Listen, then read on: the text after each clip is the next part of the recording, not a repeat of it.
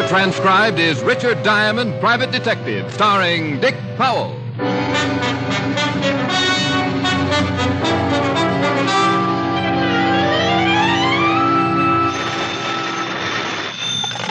Diamond Detective Agency for mayhem of distinction. Ooh. Ooh. Yes. Oh. No. Ooh. Why? Mayhem of distinction. I said that. And I said ooh. Was it that bad? Mm-hmm. Say it. Diamond Detective Agency for mayhem of distinction. See? Yeah. Well, what am I going to do? About what? About slogans. Gets tough after a while. How about when I call you up, I give the slogan instead? Well, I don't know. What do you mean you don't know? Well, I'll have to give you an audition. All right. I need a new one every morning. Fine. Starting tomorrow morning. I'll call you back the minute I have one. Bless your heart. I'm going to see you tonight. Sure, about 7. Now, I'll call you back the minute I have one. Diamond? Well, What? Can I talk to you? sure, come on in. Rick? Somebody just came in. Oh, Bye. bye. Wow. Been a long time, Tiny. Yeah. What can I do for you? I got a proposition.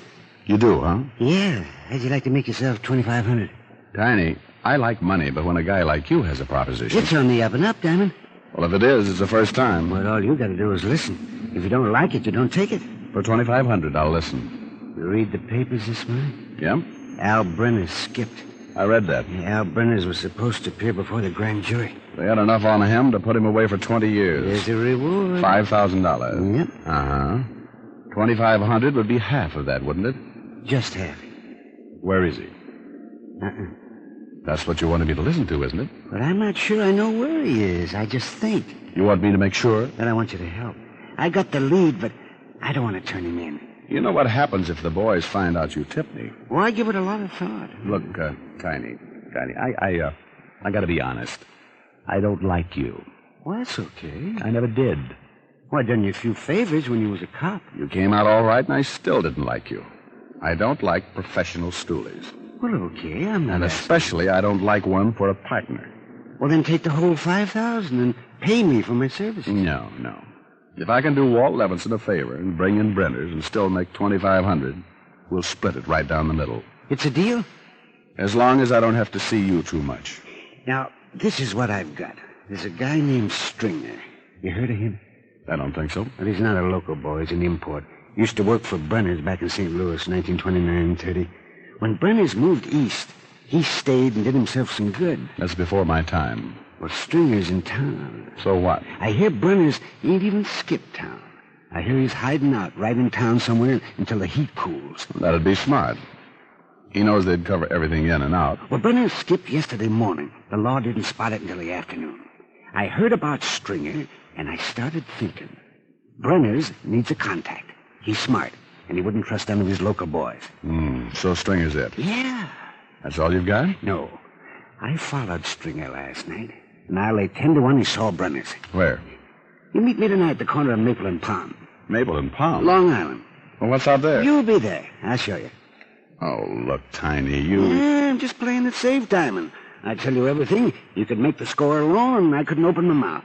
Okay, Tiny. What time? 8 o'clock. Well, I'd made a deal with Tiny Gillespie. Half of a $5,000 reward for Al Brenners, one of the biggest hoodlums in the business. I'd known Tiny for a lot of years. He was a professional stoolie who knew the underworld like the inside of his shirt and didn't have a friend to his name. It was dangerous doing business with Tiny, but $2,500 can take the edge off a lot of danger. I went home, changed my clothes, and was about to pick up the phone to call Helen. Yeah? I called your office. Oh, hi, dear. How's this? Diamond Detective Agency. If you can't get Sherlock or Perry Mason for $100 a day, I start chasing. Helen. Pretty good, huh? Oh, it's great. I thought so. Just great.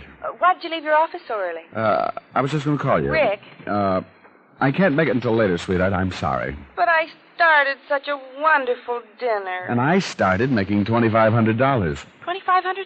Yes, dear. Well, you just take your time. The dinner's not that important. I knew you'd understand. Now, work hard and don't worry about me. I'll see you when you solve the case. And get the $2,500. Rick, you don't think that I'm only interested in the money? Not in $1 million. Years.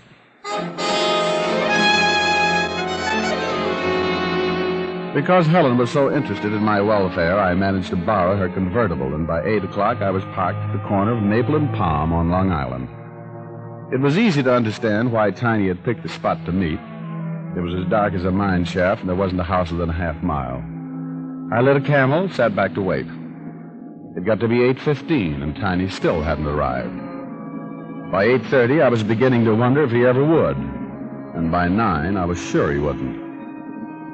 I turned the car back for town, kicked myself all the way there. A guy like Tiny you couldn't trust, and I was feeling a little more than guilty for getting involved. By the time I hit Broadway, I was madder than a wild bull with a hot foot. I turned right, drove down to the river in a dive called the Purple Garter, a hangout for a wino, bum, and a stoolie named Tiny Gillespie. There were only a few customers in the room and a bartender named Sampson that I'd done business with before. Hello, Mr. Diamond. Oh, hello, Sampson. I'm looking for Tiny Gillespie. Ain't here. How about a drink? No, I'm not interested in a long illness. Have you seen Tiny? Earlier. What's earlier? Around 7. He left around 7. Know where he was going? He didn't leave no forwarding address. What's he done? I was just looking for him. If you see him, tell him that, will you? I'll tell him. Oh. Hey, friend of yours. Well. Hi, Rick. Get the skids? What are you doing? Looking for a chocolate malt? Hello, Sampson. Hi, Lieutenant. Not thirsty. You guys are turning into snobs. You don't give us much choice, Sampson. It's that or a stomach bump. I shoulder your insults with complete disinterest. Who are you looking for, Fatty? Who says I am? Well, you're wearing that official frown. Croon brow Levinson. Sampson, you seen Tiny Gillespie? Ho-ho. Tiny's getting popular. What do you mean, ho-ho? Just ho-ho. What do you mean he's getting popular? Mr. Diamond was just asking for him. Ho-ho. That's what I meant. What did you want him for, Rick? He was supposed to meet me. Why? Just to talk. About what? Oh, stop acting like a cop. What's it all about? I'm just in checking on Tiny's activities prior to 8 o'clock tonight. And just what did Tiny do prior to 8 o'clock tonight? For one thing, he got himself killed.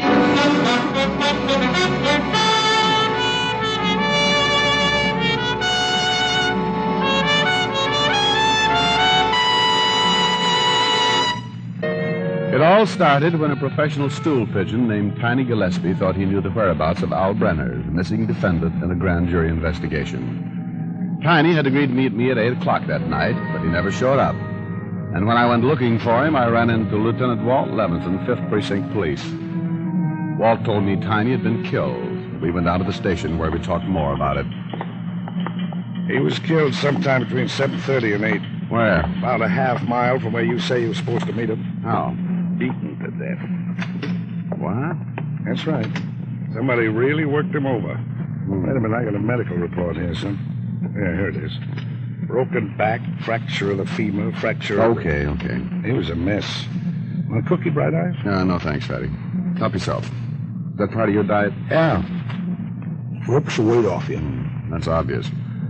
Tell me, Skinny, you ever hear of a hood named Stringer? Stringer? St. Louis. Worked for Al Brenners in 1929 and 30. Well, what's she got to do with it? Tiny's been following him. Tiny thought Stringer was working as a contact for Brenners. Tiny say Brenners were still in town? He thought so. He said he followed the Stringer someplace, and he believed he met with Brenners. Rick, you ought to know better than to get mixed up with a guy like Tiny. You ought to double date with my conscience. I take by tell you do.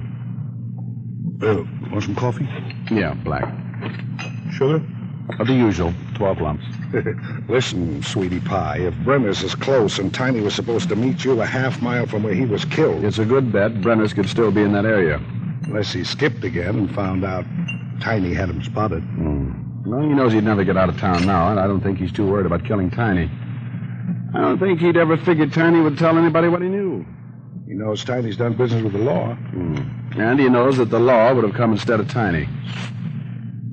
That's right. I think Brenners is worried, but if he's got a good hideout, I think he'll stay put. Here's the lab report on Tiny. The scrapings from the bottom of his shoes indicate fertilizer and new grass. Tiny's body was lying at the bottom of a gully. Nothing but dirt and clay. Any houses near? Not for miles. Show me on the map where the body was found. Sure. Right there. I was supposed to meet him there. Maple and Palm. Sure isn't much in that section. Tiny couldn't have been too far from me before he was killed. He wouldn't have picked Maple and Palm if it was very far from what he wanted to show me. That makes sense, but they sure wouldn't dump his body too close to Brenners' hideout. Okay. Maybe they drove him 5 or 10 miles. 5 or 10 miles in every direction from Maple and Palm. Yeah, that's a lot of territory. Yeah, I know. Well, you better start checking it. I've got a hunch you'll dig up Brenners. I'll put out an APB on this Stringer guy as soon as I check the records and talk with St. Louis for a description. Fine. I'll see you later. Where are you going? To see if I can beat you to Brenners. Now, look, Bright-Eyed. Oh, honey, with Tiny dead, there's a big old 5,000 all in one chunk.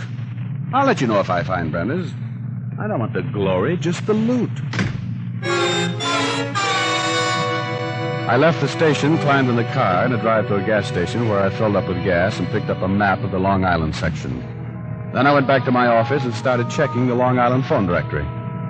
I knew it would take me a week to find a new lawn, and Walt was already doing that, so I concentrated on something else. I looked for some place that might sell fertilizer and grass seed. There was one such place in that area, Hudson Garden Supplies, and there was a phone. I took a chance that maybe the owner or someone lived there and called it.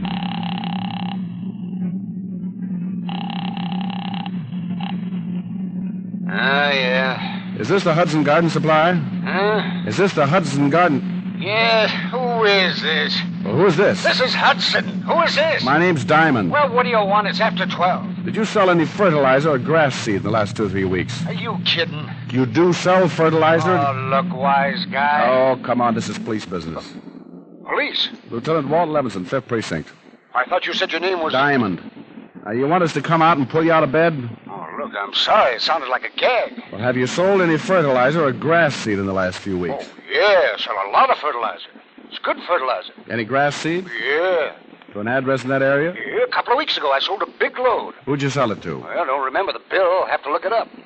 Look it up. Well, now? Unless you want us to come out there and help you. Well, okay. Hold the phone. What a job.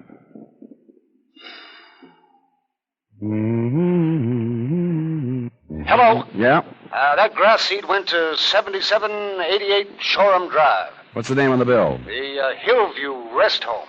You sell any other grass seed the last week? No, but I sold a lot of flowers and plants and plenty of fertilizer. You must love your work.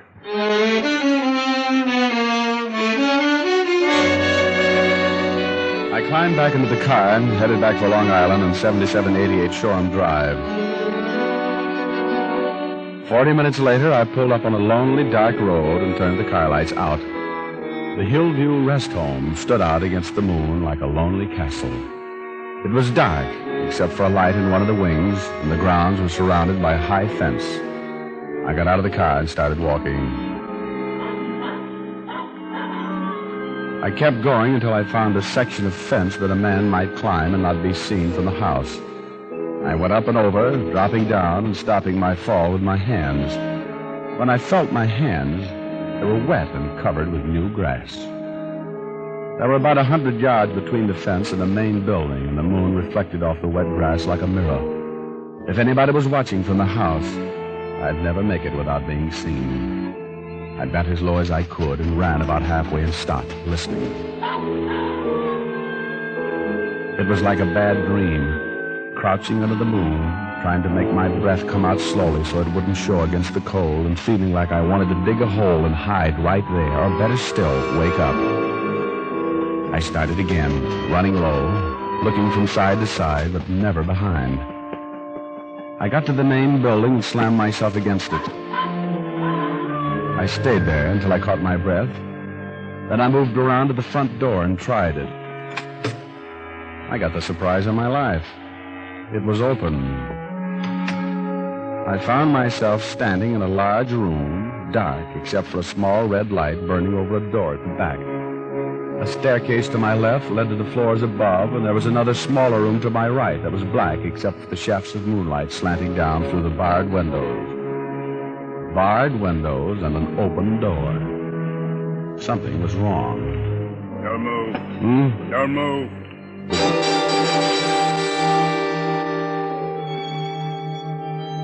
He was behind me, probably waiting behind the door. When I came in, and with the door unlocked like that, I figured he had been expecting me. You turn around, I'll shoot you. In that case, you'll pardon my back. I'll take your gun. I don't have one. What would you call this? Oh, that's really just a big cigarette lighter? Yeah. Now your wallet. Oh, look, what is this? Richard Diamond, private detective. Yeah, a private detective. Who may retire. Yeah, I think I can guarantee it. Did you spot me crossing the lawn? When you climbed the fence, it set off an alarm. Well, my car broke down. I thought You maybe... could use the phone. Yeah. And I'm afraid I don't believe you. What is it, Barnes? You better come down and see. He's a private detective. Turn on a light. You had a gun. Well. You know him? Hello, Brenners. Yeah, he's a private cop, all right. Used to be a legit cop. How are you, Diamond? Surprised? I thought you skipped. You know I didn't. Tiny got to you, huh? Tiny? I told you. We Shut up. Look, you got to get out of here. I'll lose my whole business. You're making enough off. But now with this private detective and that man last night, no telling how many more. How'd Tiny find me? I don't know who you're talking about, Brenners. I'm just as surprised at seeing you as... You're lying. Brenners, please. He might have told the police what he knows. They'd be here by now if he had. You're going to be in a little trouble, hiding out a man who's wanted by the federal government. He's right, Brenners. Whether he's trying to talk himself out of a jam or not, he's right. Relax. When Stringer gets here, I'll leave. Thank In goodness. the meantime, you better take care of Diamond. You mean like... Yeah. The way you did with Tiny Gillespie. No, but isn't there... You don't want to lose this place, do you? No. And I don't want anybody around to talk about me. How come you worked Tiny over like that? Why didn't you just use your gun? You're in for a treat, Diamond.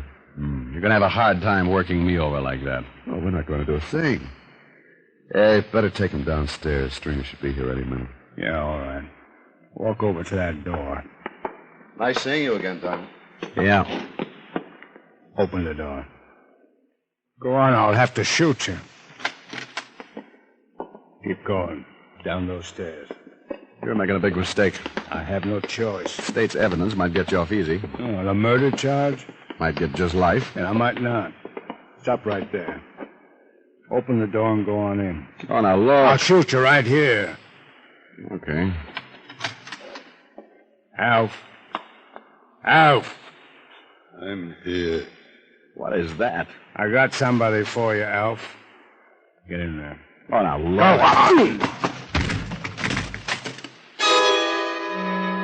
I was locked in the basement, and there was someone else there with me. It was a man. His head was shaved clean, and his eyes were wild and staring. He was sitting in a corner, and as he pulled himself up, he looked at me, tipped his head to one side like he was listening to something. I gotta take care of you, too, huh? Then he was on his feet, shoulders hunched, and his arms hanging at his sides. And even bent over like that, he must have been 6.5 feet tall. He shuffled towards me like an ape, and I realized what it was that had given Tiny such a beating. You're bigger than the last one. You're gonna give me a little fight? Easy, boy, easy. I put my back to the wall and kept circling him, but he seemed to enjoy watching me try to get away. He'd reach out, and when I'd duck, he'd smile a horrible mouthful of teeth and rub his hands together like a little kid with a new game. I kept moving, talking to him, trying to calm him down, but I knew there wasn't a chance. The basement was a solid 4 walls and a heavy locked door, and one of us would have to die before the night was over. The way things stood, it was pretty obvious who it was going to be, and if I kept running, I was going to get tired and die a lot quicker. I stopped. Don't you wanna play no more? He looked almost unhappy, like he wanted to keep on playing and wasn't going to be able to. He started moving in again, and I kicked him as hard as I could in the stomach. He doubled over, and for a second I felt bad, then he straightened and rushed me. He got his arms around me, and it was like being caught by a boa constrictor. The harder I fought, the tighter he squeezed. I started to pass out. Thought I heard shots. Then he picked me up over his head and threw me the length of the room. I tried to sit up, but I was too dazed. In the half light, I watched him shuffle in, his arms swinging, He was so strong and didn't even know he was fighting a man. Just a doll that wouldn't play anymore, and he was going to break it in 1,000 pieces. He reached for me just when somebody on the other side of the door started shooting. The giant stopped as the bolt of the door was pulled back, and then he turned. Rick! You come to fight me, too? Look out, boss.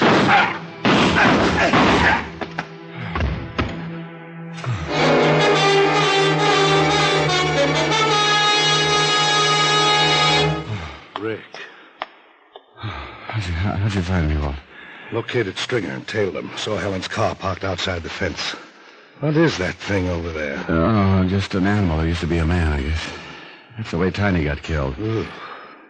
How bad are you? Oh, just shaken up. But another couple of minutes and... Well, I'll give you a hand. Thanks. You get Brenners? Yeah, they're putting him in the car. Lean on me. I'm okay. What was all the shooting outside the door? Oh, Barnes. He didn't want to let me in. Who told you I was down here? The minute we came through the front door, Barnes headed down the stairs. I spotted him and went after him. Oh, bless your little heart. What are you going to do with that $5,000? Oh, Walt, I'm going to buy you the best present you ever had in your life.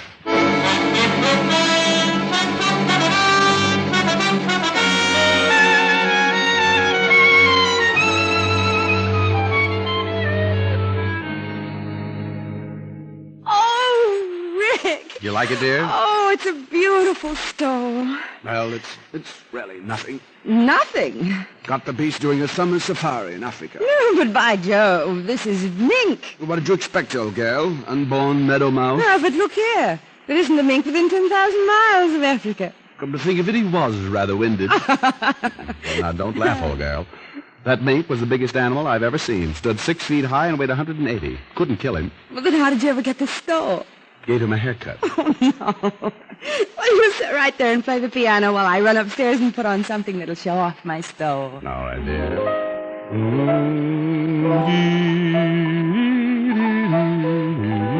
What a memory. Oh, baby, what I couldn't do with plenty of money and you.